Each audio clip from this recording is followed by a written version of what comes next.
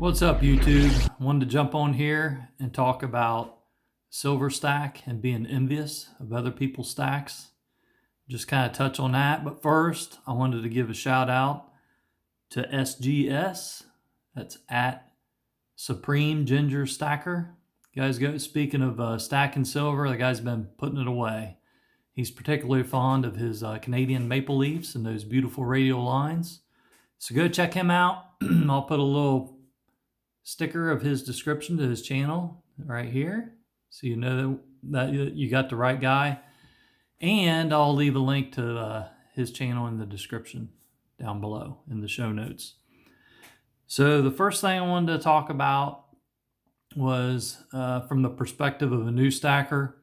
I know when you get on here and you see some of these silver stack videos and you're just beginning, people put out all kinds of silver, and what they're doing is they're trying to get the attention of views for YouTube viewers. Of course, people like to look at the silver. We all like to look and see what people have, but don't let it get you down like overwhelmed with, oh my gosh, where did these people get all their money? How did they accumulate all that silver? Don't worry about it. Just worry about being in competition with yourself.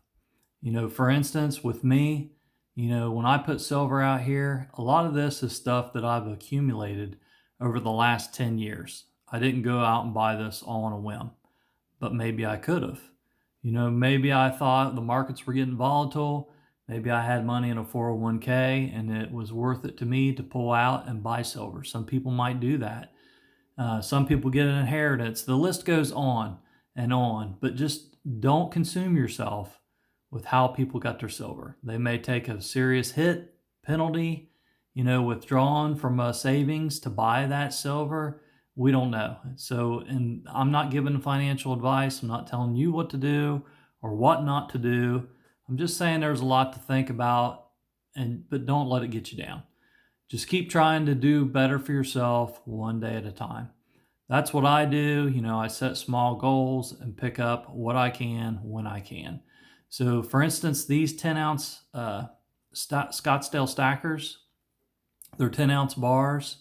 I made a 100-ounce purchase all at once, but it was before the the big downturn in the economy, that time period. Silver first took a nosedive before it started going back up. So I think the spot price was around $12. And I actually got these from Scottsdale when nobody else had silver. They were like $14 a piece. So, I loaded the boat while I could. So just an example of things, how people may accumulate. So just do what you can. Look for those opportunities.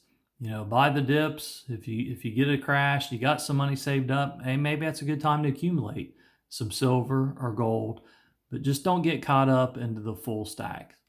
And speaking of full stack videos, that's something I would never do. I'm not going to flex like that. There's a lot of people that have a lot more silver than I do, I'm sure. But you know what? Like I said, I'm not in competition with them.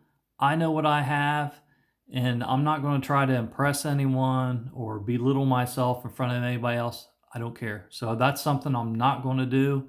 But just keep in mind, when people do put a spread of silver out there, they're trying to entertain you and bring you into the market of silver and try to just show you some exciting stuff. So that's my 2 cents on that, on stacking silver. And another thing I wanted to include on that is some other things, a new person, what you don't want to do. You never want to ask someone, even if it's someone you're really curious about, you don't ask them how many ounces of silver they have or how many ounces of gold they have. To me, that's very rude. That's just like walking up to somebody on the street and saying, hey, how much money you got in your wallet?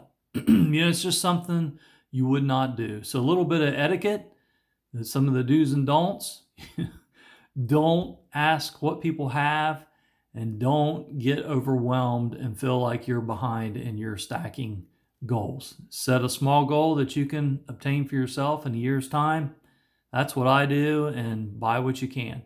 So that's all I wanted to cover today. Try to keep your emotional health. May is Emotional Awareness Health Month. So I just wanted to throw that out there.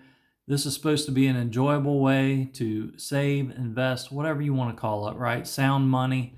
It doesn't have the counterparty risk.